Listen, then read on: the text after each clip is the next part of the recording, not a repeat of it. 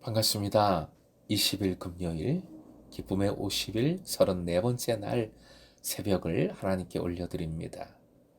함께 주님 말씀하시면 찬양 부르십니다.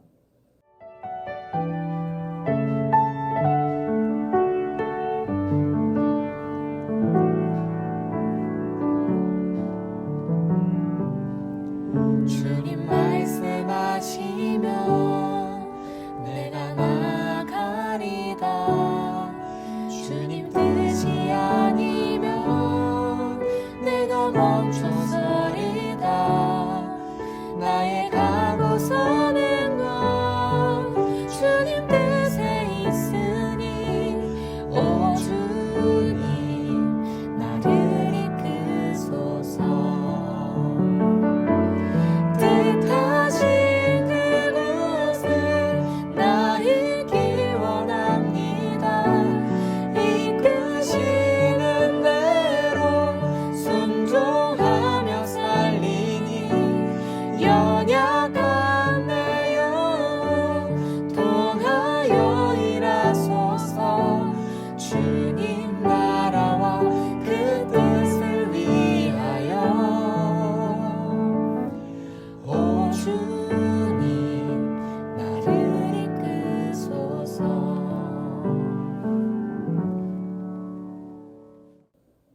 오늘 말씀은 출애굽기 23장으로 갑니다. 23장 1절부터 5절까지의 말씀 함께 읽겠습니다. 너는 거짓된 풍설을 퍼뜨리지 말며 악인과 연합하여 위증하는 증인이 되지 말며 다수를 따라 악을 행하지 말며 송사에 다수를 따라 부당한 증언을 하지 말며 가난한 자의 송사라고 해서 편벽되이 두둔하지 말지니라. 내가 만일 내 원수의 길 잃은 소나 나귀를 보거든 반드시 그 사람에게로 돌릴지며 내가 만일 너를 미워하는 자의 나귀가 짐을 싣고 엎드려 짐을 보거든 그것을 버려두지 말고 그것을 도와 그 짐을 부릴지니라. 오늘의 기도 제목, 주님 뜻대로 정직하여 범사에 그리스도의 십자가를 세우게 하소서. 주님 뜻대로 정직하여 범사에 그리스도의 십자가를 세우게 하소서. 오늘 본문도 너희는 내게 거룩한 사람이 되라는 명령의 연장선상에 있는 말씀입니다. 특히 정직의 문제, 정의의 문제를 다루고 있습니다. 이 시대에 정말 중요한 사안이지요. 우리 그리스도인들이 반드시 회복해야 할 거룩한 모습입니다. 살펴볼까요? 1절 화면 보시고 함께 읽겠습니다. 거짓된 풍설을 퍼뜨리지 말라. 악인과 연합하여 위증하지 말라.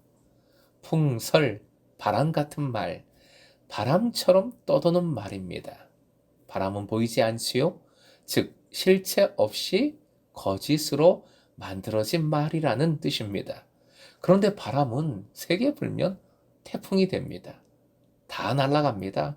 헛된 말이 세찬 바람같이 영향력을 강력하게 미친다는 뜻이지요. 요즘은 온라인을 등에 업고 거짓 뉴스가 한 나라를 망하게 하기도 하고 한 나라를 세우기도 합니다. 사람을 죽이기도 하고 사람을 살리기도 하는 것이지요. 한 공동체의 성숙함을 측정하는 척도가 바로 여기에 있습니다. 어디서나 풍설은 생기게 마련이지요. 그러나 성숙한 공동체는 풍설이 발생하면 그것을 바로 멈추게 만듭니다. 그런데 그렇지 않은 공동체는 풍설이 생기면 점점 바람이 거세집니다. 풍설이 점점 세집니다. 선풍기를 보면 1단, 2단, 3단이 있지요.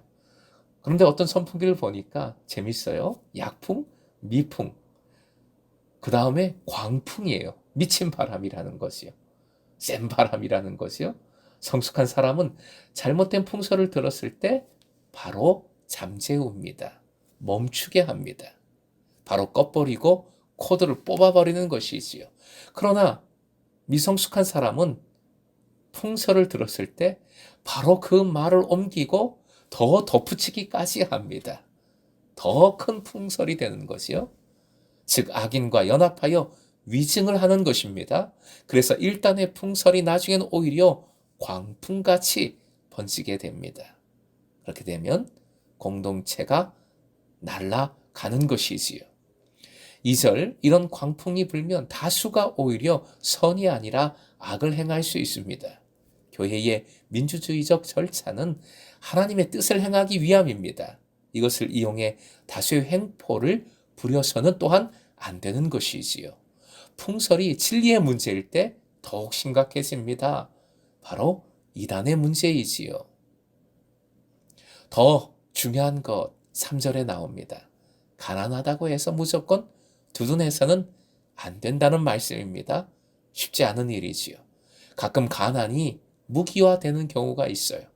가난함이 무조건 옳은 것은 아닙니다. 값비싼 향유를 예수님께 부은 여인을 향하여 사람들은 분노했습니다. 마태는 제자들이 이것을 허비, 낭비라고 보고 분개했다고 기록을 하고 있습니다. 수천만 원 하는 건데 이를 가난한 사람에게 주었다면 얼마나 유용하게, 유익하게 쓰겠는가 하면서 분노한 것입니다. 그런데 예수께서는 놀라운 말씀을 하셨지요. 마태복음 26장 11절부터 12절 화면 보시고 함께 읽겠습니다. 시작. 가난한 자들은 항상 너희와 함께 있거니와 나는 항상 함께 있지 아니하리라. 이 여자가 내 몸에 이 향유를 부은 것은 내 장례를 위하여 함이니라. 시비를 가리는 초점은 예수 그리스도이심을 깨우쳐 주신 겁니다. 초점은, 기준은 주님의 십자가인 것입니다. 반드시 기억해야 합니다. 4절부터 5절 가난한 자에 관한 명령 다음에 원수, 미워하는 자에 관한 법규가 나옵니다.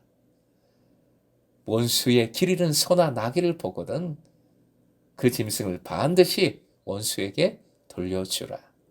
미워하는 자의 나귀가 짐을 싣고 엎드려짐을 보거든 그것을 도와주라. 가난한 자이든 원수든 그 모든 것보다 주님의 뜻, 주님의 정의이지요. 정의가 앞서는 것이지요. 하나님의 정의는 예수 그리스도이십니다. 그리스도의 십자가인 것이지요. 사랑하는 금성의 제사 여러분, 헛된 풍설로 요동치는 것이 아니라 성령의 바람으로 요동치는, 성령의 바람으로 타오르고 날아오르는 여러분 되시길 소망합니다. 이 시대에 정말 중요한 하나님의 명령을 들었습니다. 정직하십시오. 입술을 제어하십시오. 나의 정의가 아니라 하나님의 정의를 이루어 가십시오. 그것은 십자가를 높이 세우는 일입니다. 즉 십자가를 세우는 일이라면 두둔하고, 그렇지 않으면 물러서십시오. 이 믿음으로, 이 거룩한 삶으로 하나님께 영광을 돌리며 예수님과 함께 주님의 길을 가는 자에게 주시는 복을 풍성히 받아 누리시길 주님의 이름으로 축원드립니다.